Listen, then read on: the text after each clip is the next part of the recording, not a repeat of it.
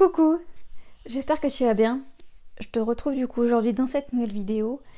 Et aujourd'hui, du coup, on se retrouve pour une nouvelle vidéo tranche de vie. Alors, avant, je voulais te dire que du coup, j'avais fait, il y a peut-être 2 semaines maintenant, un live sur Instagram, voilà, avec certains d'entre vous. On était très peu nombreux et j'ai beaucoup aimé en fait faire ce live. Il faut savoir que je suis quelqu'un qui parle beaucoup. Et on peut vite partir sur différents sujets. Voilà, on a parlé des sites de rencontres, on a parlé cuisine, bref, on a parlé de plein de trucs. Et c'était un live quand même assez long puisque on a commencé aux alentours de 21h, on a fini, c'était minuit et demi. J'ai beaucoup parlé, mais en même temps ça c'est moi, je parle beaucoup. Si tu savais le nombre de cuts que je fais au montage parce que je parle beaucoup trop et j'ai tendance à beaucoup radoter, donc voilà. Mais bon bref, c'était super sympa. Je dis pas ça parce que je veux que tu me rejoignes sur Instagram, pas du tout. Mais je me dis que du coup ça pourrait être sympa que je fasse des lives sur YouTube. Je sais pas dans combien de temps, mais voilà, je pense que ça serait super sympa. Je pense que voilà, on pourrait apprendre pas mal de trucs ensemble et on pourrait bien échanger. Donc voilà, n'hésite pas à me dire en commentaire si ça te branche qu'on fasse des lives sur YouTube. Je voulais du coup commencer cette vidéo par te dire du coup pourquoi est-ce que j'ai coupé mes cheveux, parce qu'en fait je me suis rendu compte que je t'avais même pas expliqué pourquoi est-ce que j'ai coupé mes cheveux. En fait, je t'en avais parlé dans le vlog de Noël, mais comme le vlog de Noël, il y a eu un problème au niveau de l'exportation de la vidéo, j'ai pas pu te le sortir malheureusement, et en fait comme dedans je te parlais de ça, et je te parlais d'autres trucs, c'est pour ça que j'ai l'impression en fait de me répéter alors que pas du tout. Enfin bon, bref, du coup, pourquoi est-ce que j'ai coupé mes cheveux?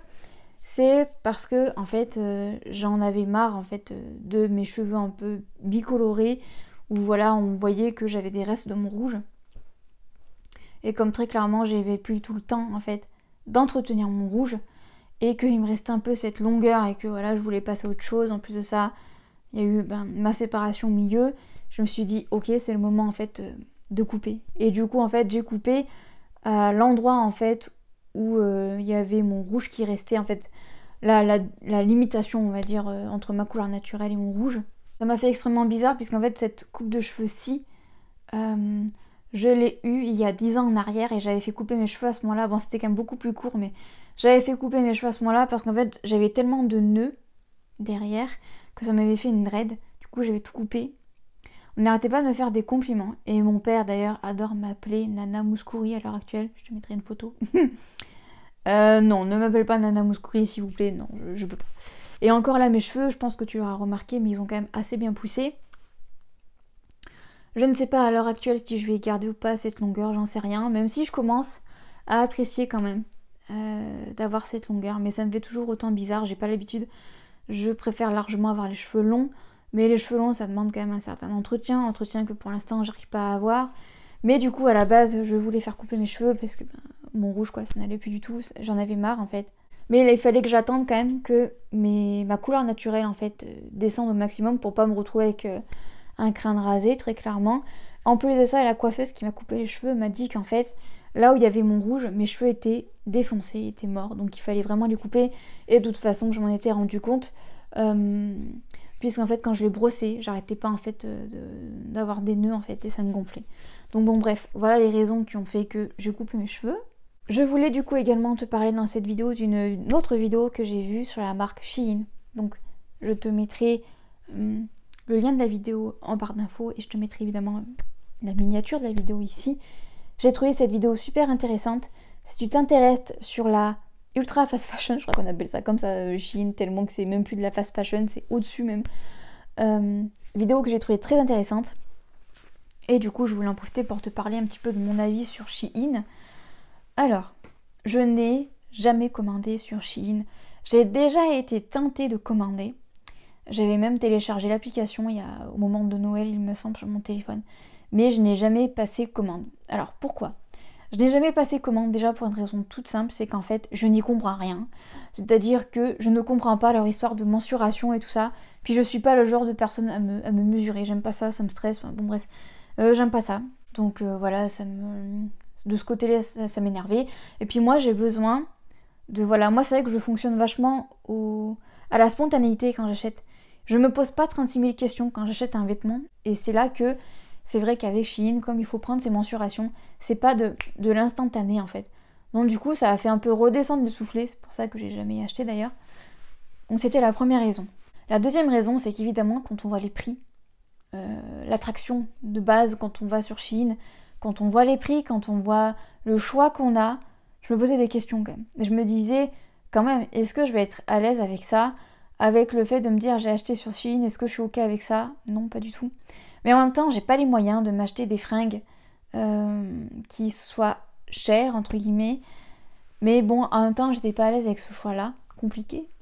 Écologiquement parlant, on le sait, Shein, c'est pas les meilleurs, hein, donc là aussi, ça m'allait pas du tout. Et le fait que j'ai déjà commandé, par contre, sur Boohoo il y a quelques années. Il y a une période où j'achetais, je faisais plusieurs commandes chez Boohoo. Bah, quand je dis plusieurs commandes, tout est relatif, hein. Je faisais pas beaucoup de commandes, mais on va dire, voilà, sur 3 mois, je faisais une commande, quoi. Et en fait, j'ai été déçue parce qu'en fait, l'image que renvoyait Boohoo sur leur site internet et ce que moi je recevais, je me disais, mais j'avais l'impression de me faire avoir et j'avais l'impression justement de commander sur Shein. Et par la suite, j'ai su qu'en fait, Boohoo, c'était un peu le même genre que Shein. Là, je me suis dit, oh, ouais, d'accord, ok. Donc en fait, je me suis fait carrément avoir par le marketing. J'avais pas encore assez ce recul nécessaire en fait par rapport à Boohoo ou Shein, en me posant la question de pourquoi il y a autant de codes promo, pourquoi il y a un peu ce marketing d'urgence où voilà, il y a un timing quand on arrive sur le site en disant dans tant de temps la promotion est arrêtée. Enfin, ça me stressait, mais je me posais pas plus de questions que ça en fait. Et là aujourd'hui, je suis plus dans une consommation où je me pose des questions justement. Et quand je vois ce genre de timing là, de timer, je me dis hop hop, non, voilà. Donc voilà un petit peu les raisons pourquoi est-ce que j'ai pas acheté sur Shein et pourquoi je pense que je n'achèterai jamais.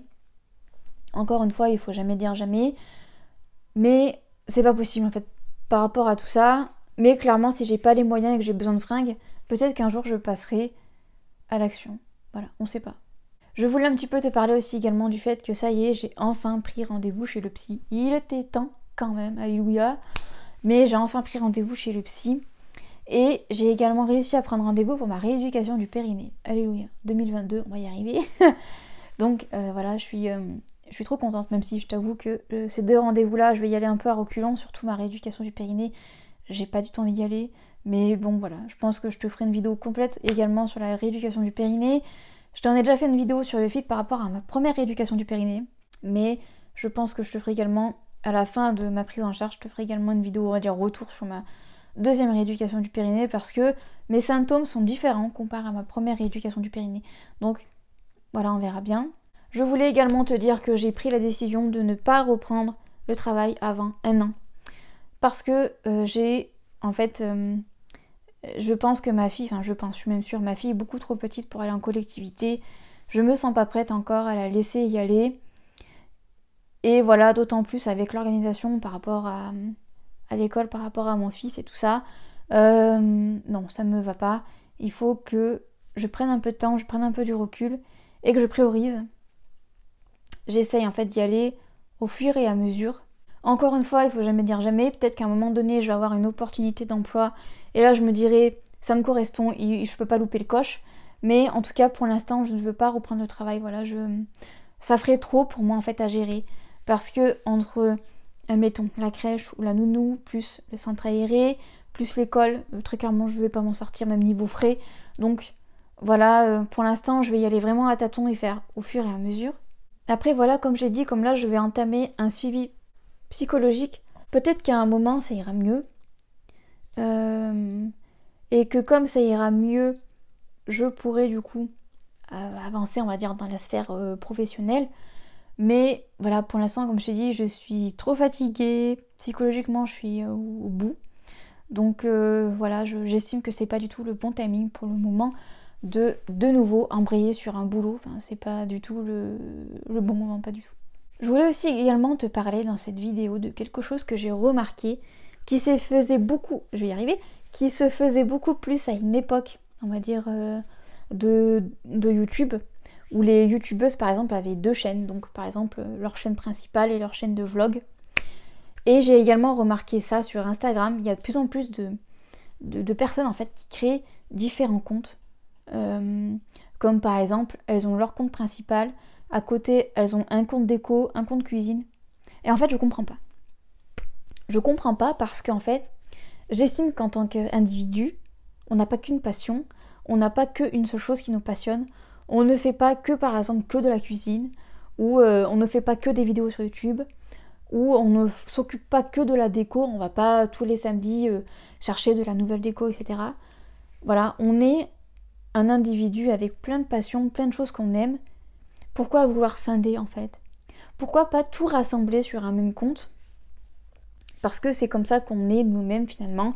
C'est comme si moi par exemple je crée, là par exemple là j'ai créé ma chaîne YouTube et admettons demain je me lance dans des vlogs, et bien je vais créer une chaîne de vlogs et puis demain comme je t'ai dit j'adore cuisiner, et bien plutôt que de te proposer des vidéos cuisine sur la chaîne, et bien je vais te proposer une chaîne de cuisine. Non en fait, si c'est trop à gérer je pourrais pas et ça m'irait pas parce qu'en fait mon moi, le moi que je suis aime tout ça, aime faire des vidéos sur YouTube, aime peut-être dans un futur plus ou moins éloigné te faire des vlogs, aime aussi pâtisser, et Dieu sait que j'adore ça. C'est quelque chose voilà, que j'aime, et je me vois pas choisir en fait, et me dire ok, ici il y aura que ça, ici il y aura que ça, et ici il y aura que ça. Ça ne me va pas, et je pense que ces personnes-là, ça ne leur va pas non plus. Alors peut-être qu'ils répondent à un besoin de leur communauté, ou peut-être que ça leur permet de mettre dans des cases en fait, et ça les rassure peut-être d'un côté, je ne sais pas. Mais en fait je trouve ça tellement dommage en fait. Encore une fois c'est une mode. Voilà, c'est un peu comme une mode, voilà, comme je te disais à une période, sur YouTube il y avait Sananas Vlog, Enjoy Phoenix Vlog, tout ça. Mais voilà, j'ai l'impression que sur YouTube c'est plus du tout la mode de faire ça, et on rassemble. Contrairement à Instagram où au contraire on s'éparpille. Voilà, c'était un petit peu une pensée que j'avais envie de te partager. Et comme on parle d'Instagram, je voulais également te parler de ça. Puisque voilà, beaucoup d'instagrammeuses, de youtubeuses en début de vidéo direct, voilà comme je te l'ai déjà dit, elles attaquent et elles te disent rejoins-moi sur Instagram, c'est là-bas que tout se passe, patati patata. Et vraiment, on a l'impression vraiment que c'est quelque chose d'hyper important. Et tu vois, je le dis même avec la ride du lion ici. C'est vraiment un ordre presque en fait d'aller sur leur Instagram. Et moi justement j'avais envie un petit peu de te parler de ça parce que je suis quelqu'un qui sur mon compte Instagram, même sur YouTube, j'essaye de pas te proposer du double contenu, mais j'essaye également de ne pas prioriser, on va dire, un endroit plus qu'un autre. Je pense que tu l'auras remarqué, mais ici je n'ai que YouTube et Instagram en compte. J'ai pas Snapchat, j'ai pas Twitter, j'ai pas TikTok, j'ai pas Facebook. Je n'ai qu'à dire ces deux endroits-là où je m'exprime, on va dire, en tant que l'abeille veillante, on va dire. Du coup, j'essaie, voilà, comme je te disais, de ne pas prioriser d'un côté ou de l'autre. Par exemple, je vais pas te dire sur Instagram, oui, alors va voir ma vidéo YouTube, machin. Non. Si j'aborde un sujet, je vais te dire par exemple que j'ai abordé ce sujet-là dans une vidéo, mais je recontextualise toujours le sujet, on va dire. Et s'il faut que je t'en parle sur Instagram, je t'en parle sur Instagram. C'est pour ça, entre autres, que j'ai décidé que je ne voulais pas me bloquer, c'est-à-dire que si par exemple, je sais pas, je vais dire n'importe quoi, mais si par exemple je te propose une recette sur YouTube de fondant au chocolat, ben je vais finalement décider de te la proposer également sur Instagram. Et là tu vas me dire, c'est un peu contradictoire parce que je viens de me dire que, enfin je viens de dire que je ne veux pas te proposer du double contenu.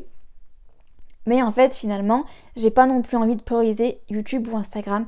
Donc j'ai décidé que du coup, eh ben, je te le ferai au feeling, c'est-à-dire que si j'ai envie de te proposer, ou si même quelqu'un me demande de faire un contenu sur YouTube, sur Instagram que j'ai déjà abordé sur l'autre plateforme, eh bien je le ferai quand même.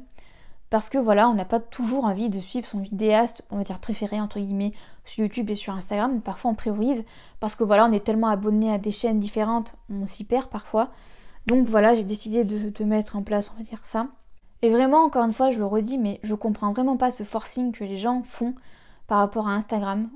Et le fait qu'on dise, oui, non mais c'est là-bas que tout se crée, c'est là-bas que tu sais en priorité. Mais non, en fait, je trouve que c'est pas correct. Et je trouve que il y a un déséquilibre où voilà, à la limite, ceux de YouTube, ils sont jamais au courant de ce qui se passe. Et sur Instagram, c'est les vrais, hein, comme les Instagrammeurs et les YouTubeurs aiment bien dire. Il n'y a pas de vrai, il n'y a pas de faux. Enfin, je veux dire, à un moment, faut arrêter ce genre de formulation. Je trouve qu'en fait, ça crée un peu une discrimination. C'est un peu fort le terme, mais des fois, j'ai vraiment l'impression de ça, en fait. Enfin, non, quoi. Enfin, non, je suis pas d'accord. Enfin bon. Bref, n'hésite pas à me dire ton avis là-dessus aussi également en commentaire. Et j'aimerais terminer cette vidéo sur un sujet un peu plus léger. Je me demandais l'autre jour en fait, pourquoi est-ce que je chante sous la douche? C'est vraiment une interrogation qui m'est venue comme ça.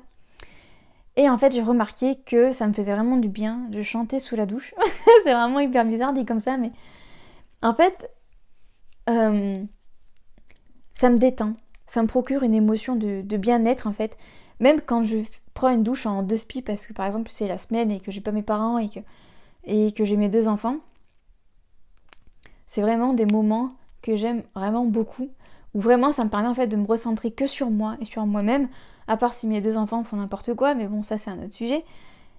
Mais c'est vrai que, je sais pas pour toi, mais ce moment sous la douche où en même temps tu réfléchis à des situations que voilà t'as traversées, où tu vas dire oui mais pourquoi j'ai pas dit ça, et j'aurais dû faire ci, j'aurais dû faire ça, et en même temps c'est des moments un peu suspendus, où on se sent bien, où on a l'impression d'être un peu dans notre bulle, et ça nous fait tellement de bien.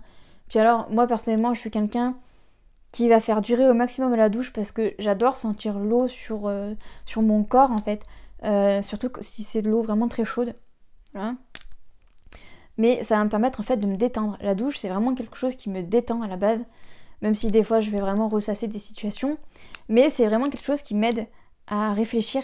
Et c'est également aussi des fois des moments où je vais avoir des idées de contenu aussi également. C'est assez drôle aussi. Voilà, je crois que j'en ai terminé avec cette vidéo. C'est une vidéo qui a été assez rapide comparée à d'habitude, mais j'espère que ça t'a plu. Si jamais tu estimes que j'ai pas assez développé, on va dire, certains points, n'hésite pas à me le dire en commentaire et peut-être que je développerai ça dans une prochaine vidéo. J'ai l'impression que sur certains sujets, je suis pas allée au bout. C'est une impression peut-être que j'ai, après peut-être pas, je sais pas. Enfin bon bref. J'espère du coup que la vidéo t'aura plu. J'espère peut-être qu'elle t'aura amené à une réflexion. N'hésite pas à me dire tout ça en commentaire.